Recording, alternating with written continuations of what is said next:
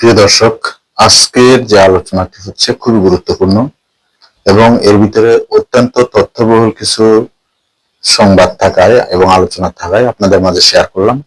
আপনারা দেখবেন এবং এই ভিডিওটি আরো মানুষের ভিতরে ছড়িয়ে দিবেন, সবাই যেন এই ভিডিওর তথ্যগুলো জানতে পারে এবং দেখতে পারে।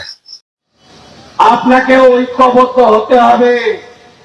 গোরখপুর মহন্ত পীঠের মহন্ত মহারাজ যোগী আদিত্যনাথ বলেছেন, বাটেঙ্গে তো কাটেঙ্গে। যশস্বী প্রধানমন্ত্রী নরেন্দ্র মোদী ছত্রপতি শিবাজী মহারাজের জায়গা মহারাষ্ট্রে গিয়ে বলেছেন, बांटेंगे तो निर्ममता का सोच काटेंगे, एक रहेंगे तो सिर्फ একটাই আবেদন করব, শ্রীকৃষ্ণ জন্মাষ্টমীতে এই অত্যাচার বন্ধ। হরগোবিন্দ দাস চন্দন দাস ইনকিলাব জিন্দাবাদ বলতো, লাল ঝেন্ডা নিয়ে ঘুরতো, পশু কাটার তরবারি দিয়ে কাটলো। অপরাধ কি? ঠাকুর বাংলায় মৃৎশিল্পী। মুখ্যমন্ত্রী গেলেন টাকা দিতে, বললেন তোমার টাকা নেব না। আমি গেলাম অর্থ নিয়ে, আমাদের টাকা গ্রহণ করলো সাহায্য। আমি বললাম মাকে, হরগোবিন্দ দাসের স্ত্রীকে, আপনারা তো সিপিএম করেন, খুন করলো কেন? বললো না বাবু, হিন্দু বলে খুন করে দিয়েছে, সিপিএম বলে নয়। মহেশতলায় পুলিশের সামনে তুলসী মঞ্চ উল্টালো, মোথাবাড়িতে বেছে বেছে দোকানগুলো ভাঙলো। এখানে তো আপনাদের গা শোয়া হয়ে গেছে। মনসাতলা কতবার কত কাণ্ড।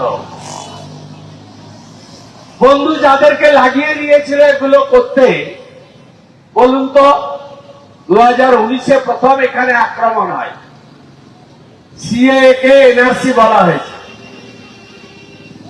সিএ চালু হয়ে গেছে, একজনকেও উচ্ছেদ হয়েছেন। যারা আগুন লাগিয়েছিলেন তারা কোথায়? ভাবছেন যে চাপা পড়ে গেছে না? দিন বদলাবে। উত্তরপ্রদেশে অখিলেশ যাদবের সময় 5 বছরে 395টা দাঙ্গা হয়েছিল। যোগীজি জিরো করে দিয়েছে, জিরো করে দিয়েছে। সুশাসন আর সুরক্ষা, তুষ্টিকরণের রাজনীতি থেকে বেরিয়ে আসতে গেলে স্বামী বিবেকানন্দের মাটিকে আরো মজবুত করা যায়। আপনাদের একতার অভাব, বিভাজনের সুযোগ অন্যরা নেয়। এই রাজ্যের প্রশাসনিক কর্তৃ বলেন রাম মন্দির মানি না। উত্তরপ্রদেশের, রাজস্থানের, গুজরাটের কোন লোক বলার সাহস পায় না, যে দলেরই হোক। আমরা ঐক্যবদ্ধ নই বলে বলেন 66 কোটি হিন্দু স্নান করেছে, মহামণ্ডলেশ্বরও করেছে, আমিও ডুবকি লাগিয়েছি ত্রিবেণী সঙ্গমে, আপনারাও করেছেন। প্রভাকর ভাই আছে, সেও হয়তো করে এসেছে।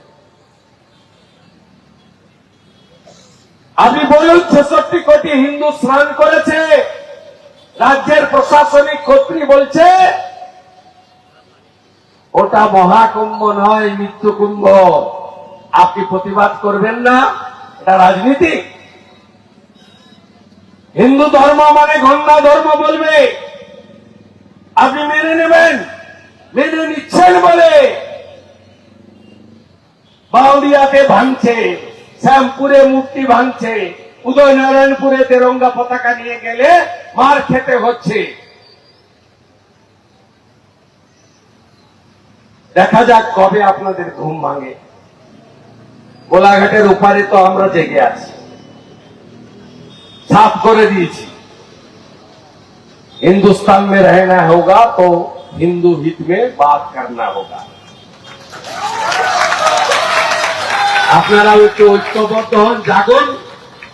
সেটা শ্রীকৃষ্ণ জন্মাষ্টমী থেকে শুরু হোক, তারপরে গণপতি উৎসব হবে, তারপরে শ্রী শ্রী বিশ্বকর্মা পূজা, তারপরে মাতৃপক্ষ, দেবী পক্ষ, মহালয়া, মা দুর্গা আসবে, তারপরে বাঙালির কোজাগরী লক্ষ্মী পুজো, তারপরে কালী পুজো, জগদ্ধাত্রী পুজো, ছট পুজো, কার্তিক পুজো, সরস্বতী পুজো শেষ হবে, আসল বিসর্জনের বাজনা বেজে উঠবে।